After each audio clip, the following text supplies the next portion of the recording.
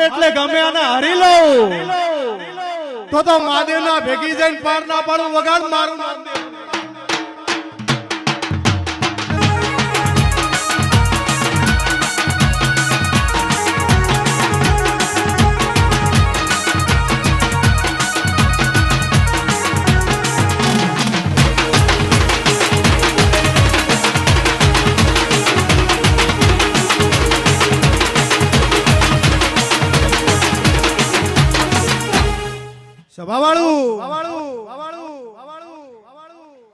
નિયત તમારી હારી હોય તો ઘરમાં મથુરા કાશી છે,